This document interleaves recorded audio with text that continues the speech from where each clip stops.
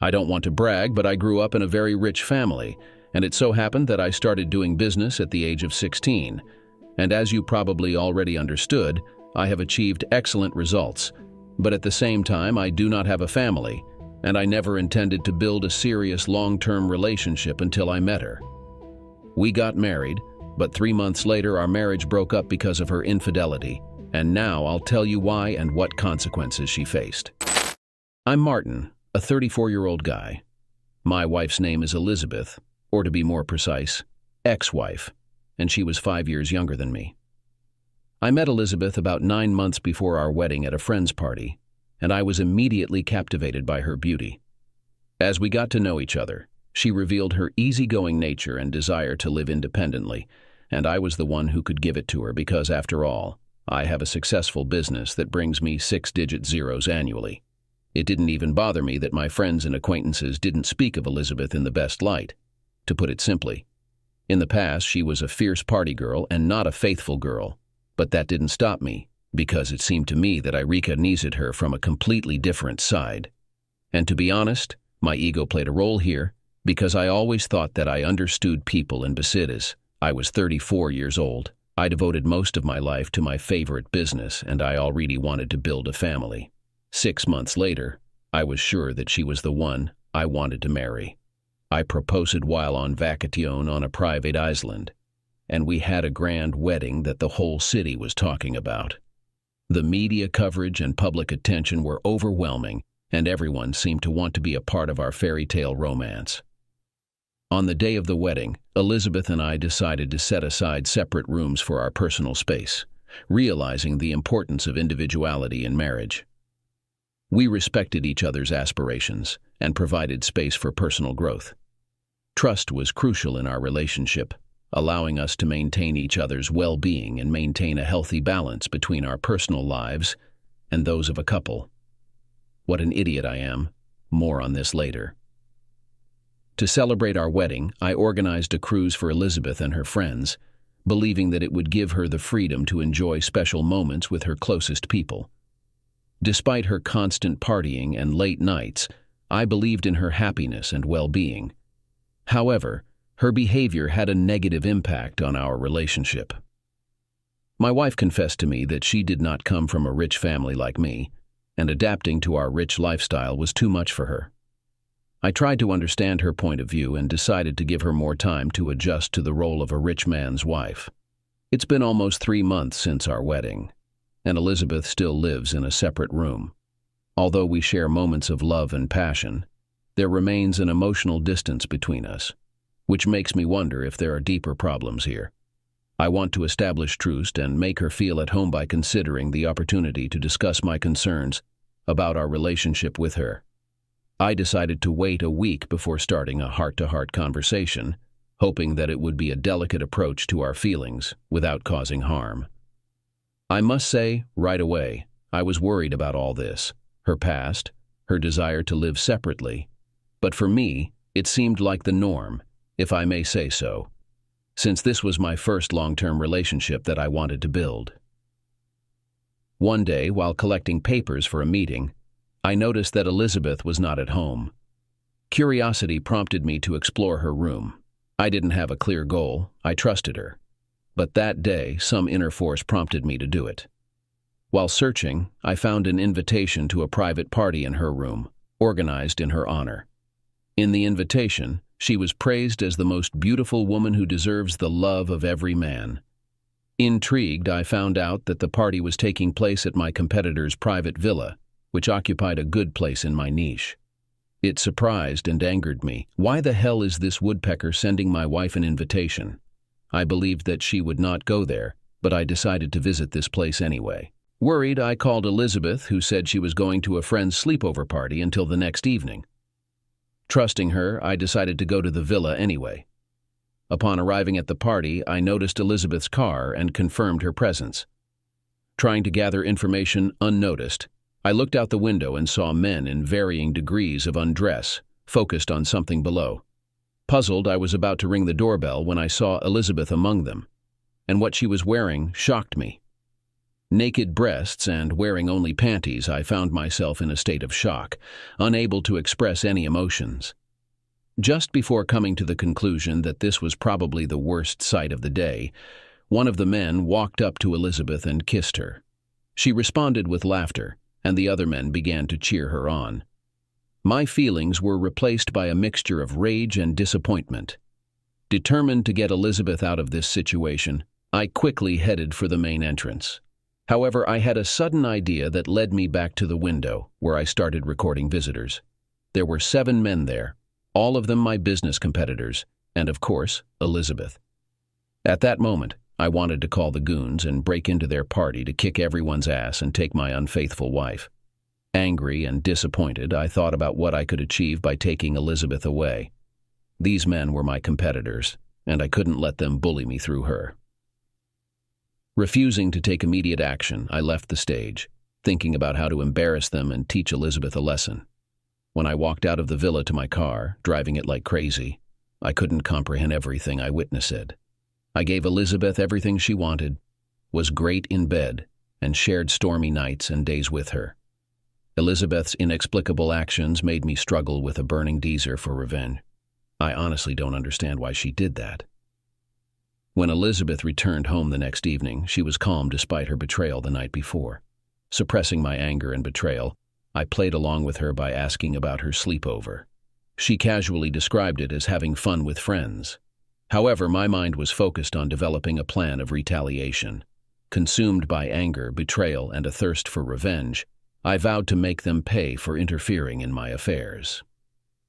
Pretending that I was going on a business trip, I informed her about hiring a personal secretary named Jennifer. Introducing Jennifer Elizabeth, I noticed her discomfort, but insisted that I always invite her when I urgently need to go somewhere. After spending an hour with Jennifer, I outlined her role to annoy Elizabeth and sow doubt in our relationship. The next morning, Jennifer came into our bedroom to wake me up, surprising Elizabeth. I apologized and left the house, saying that I would be back in 2 weeks.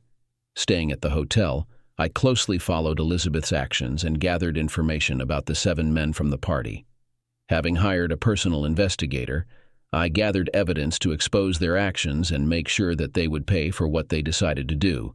Yes, Elizabeth turned out to be a little stupid, but the fact that they took advantage of human weakness does not make them smarter. Both personally and professionally, Elizabeth stood out as a unique case that prompted me to personally investigate her actions. Honestly, it amused me.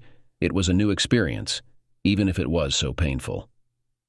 My intention was to observe her behavior for 2 weeks when I was not around. Anticipating her departure from our house, I closely monitored her car in order to make public the place of her meeting. She chose the hotel where she met Tony Phillip, my main competitor. At lunch, they laughed and smiled, sometimes showing physical intimacy, demonstrating the lack of resistance on Elizabeth's part. After lunch, Philip escorted her to his villa, and I chose not to witness that evening anymore. Tony was my enemy. In 2015, he tried to destroy my business by resorting to illegal methods. I won't go into it. Just know that this is not an honest and very greedy person, whom I have already kicked ass. After getting some information about Tony Phillip from my private investigator, I got the contact details of Tony's fiancée. I anonymously informed her about the surprise Tony had planned, giving her the address for their meeting. When she arrived, the guards bribed by me helped her enter the villa. When she saw Tony in a compromising situation, she confronted him face to face, throwing her wedding ring at him. Subsequently, she decided to break off the engagement and withdraw her investment in his business. Yes, you understood correctly. He even chose a rich wife for himself so that she would invest in his business, and he would stay alive. It's such a shame. Subsequently, I applied a similar approach to other men, exposing their infidelity and making sure they faced the consequences. The last surprise for Elizabeth was that I decided to get this whole company back together. At the same time, I invited Elizabeth, portraying her as the only woman who understood them and did not condemn them, because all the guys had lost their wives and did not understand how they found out about their infidelity. The party was held in the villa. I gave the guard $1,000 to set up hidden cameras in the entire villa on his own. There were about 70 of them, and they were even in the toilet. When the event started, I initiated a live broadcast available to everyone. The screens of my company and other companies displayed the unfolding events, revealing the indiscretion of the participants. I also want to mention that their phones were seized at the entrance. I made sure that they did not know about the broadcast so that they thought it was a private party. The ensuing chaos of ringing phones added to my satisfaction that their professional and personal lives were on public display. Reflecting on the 2-week investigation into Elizabeth, it became obvious that her feelings for me were insincere. It seems that she was guided by the financial benefits and privileges associated with being my wife. Looking back, I admit my mistake when I fell in love with a man who showed the traits of a gold digger. It was my big mistake, because I could have predicted it in advance.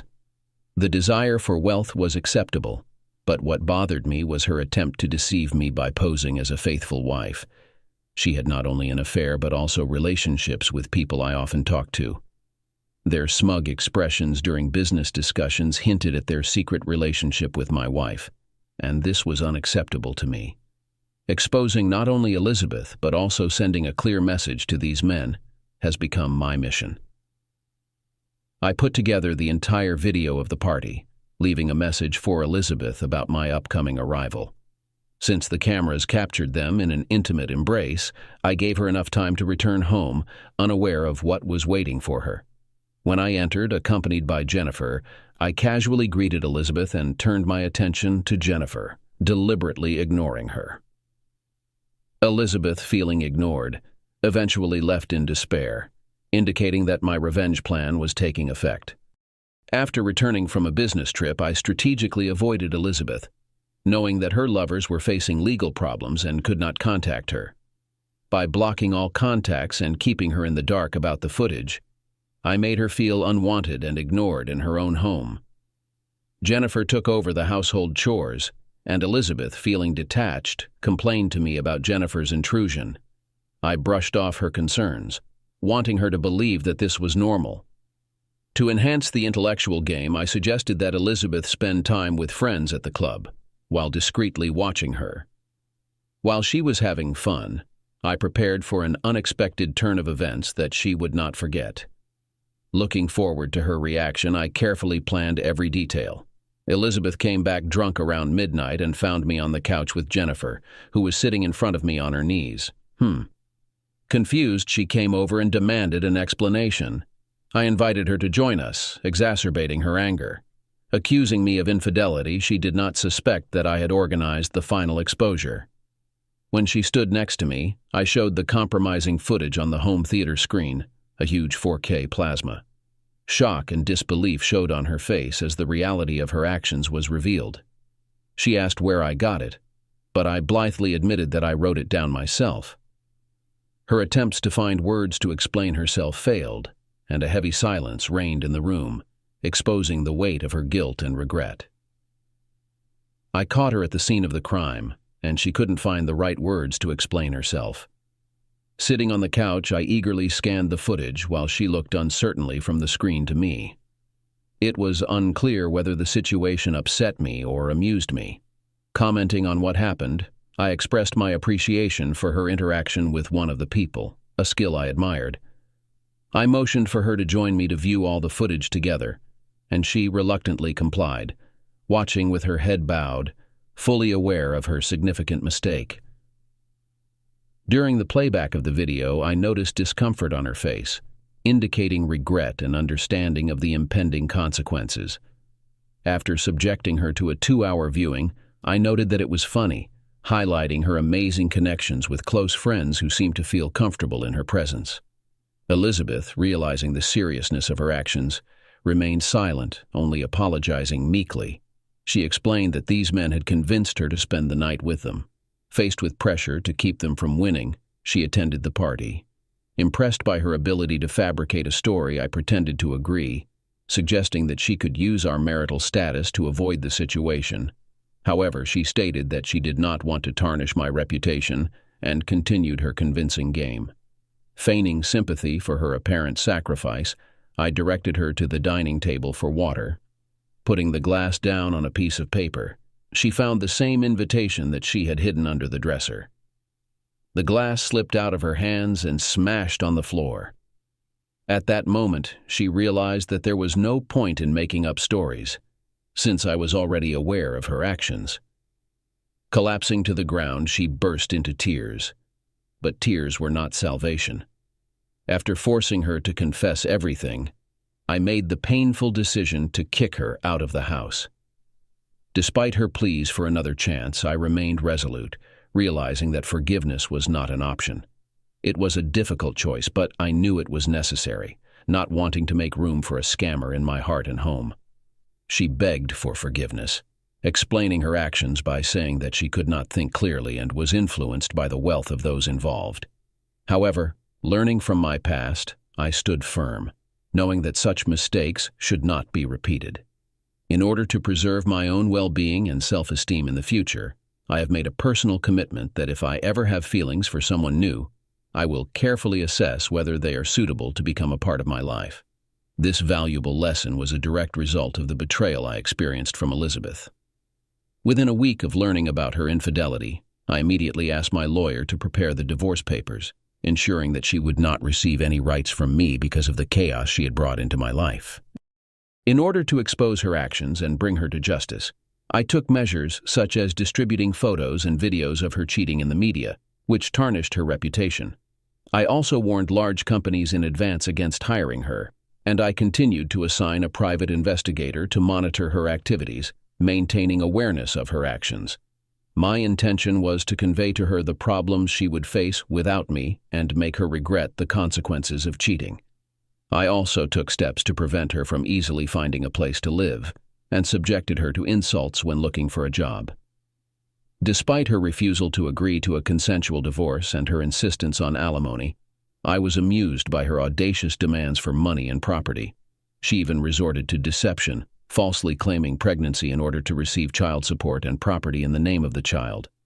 I countered this by requesting a DNA test, which eventually revealed her lies and led to a defamation case along with divorce proceedings. Elizabeth, who initially seemed like a wonderful woman, turned out to be motivated by financial gain, which explained her initial reluctance to share a living space. The realization was painful, but I am grateful that I revealed her true intentions before the situation escalated. The saying, "love is blind," takes on a personal meaning for me, encompassing both blindness and insecurity. By embarking on this difficult path, Elizabeth not only ruined our marriage, but also tarnished my reputation. The judgmental looks and mocking expressions on the faces of others weigh heavily on me, adding to the difficulty of overcoming the consequences of such a devastating revelation. Eventually, Elizabeth returned to her parents, a small town. As far as I know, she got a job as a waitress at some local bar. I'm not gloating over her. I really feel sorry for her. She could have built a happy future for herself. We could have had children, but she made her choice, and I think that these are not such harsh consequences that she could face. Maybe I'm a kind person, and it's for nothing, but I won't change my kindness. I believe that the real heights are achieved by the person who is kind and happy. This situation did not make me look askance at all women. On the contrary, I understand that I will soon be able to find the one with whom I can live a long and happy life. That's the end of the story. It seems to us that it turned out to be quite interesting. Do you think the main character did the right thing by leaving his ex-wife with nothing? Could he have realized much earlier that it was not worth marrying this girl? And in the end, maybe the main character understood everything from the very beginning, and it was all planned by him to destroy the reputation of his competitors. Of course, we may think that the main character is a little dumb since he decided to marry a slutty girl, but on the other hand, don't you think that he did it on purpose?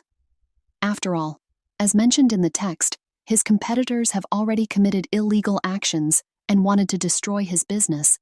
Then why not take revenge on the main character? As you can see, there may be many versions here, and it will be interesting for us to read yours. So do not hesitate and write in the comments what you think. We think that the main character did the right thing, and we sincerely believe that this is not a planned action against competitors. It happened.